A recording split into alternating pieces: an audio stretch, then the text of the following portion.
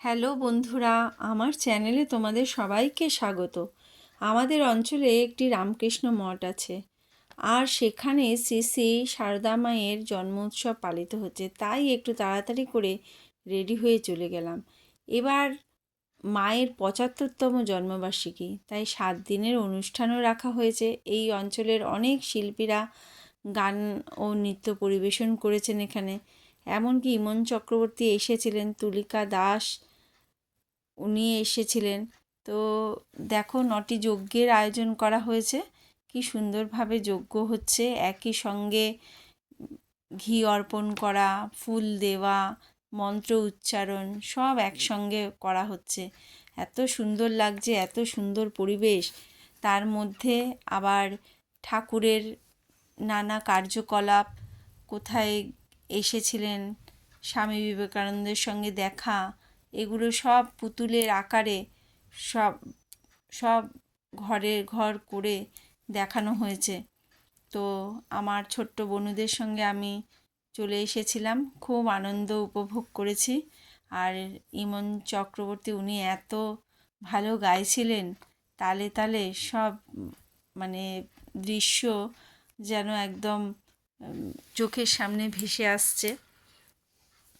আর খুব সুন্দর, ভালো লাগছে। আর তোমরাও দেখো, তোমাদের কেমন লাগছে অবশ্যই জানাবে। আর আশা করব যে প্রত্যেক বছর যেন এইভাবেই সারদা মায়ের উৎসব পালিত হয়। তো আমি দেখতে পেলে তোমাদেরকেও দেখাবো।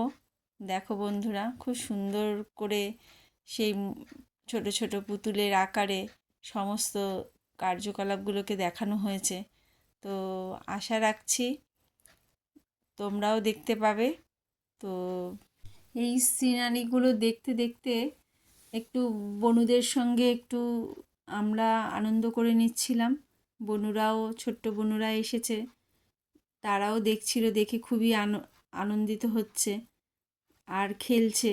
অতটা ওরা বুঝতে পারছে না, কিন্তু দৌড়াদৌড়ি করছে, চারিদিকে লাইট জ্বলছে, এত সুন্দরভাবে সাজানো হয়েছে, মানে এত ভালো লাগছে।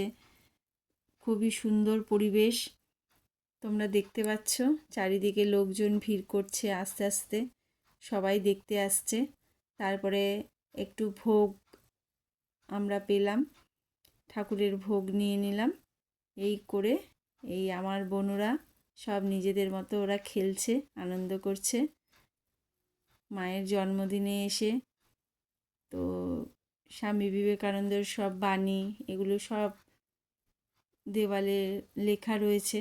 তো তার মধ্যেই একটু সুযোগ হয়েছিল এনাদের সঙ্গে ফটো ক্লিক করার। তো বন্ধুরা, তোমরা ভালো থাকবে, আমাকে সাবস্ক্রাইব করো।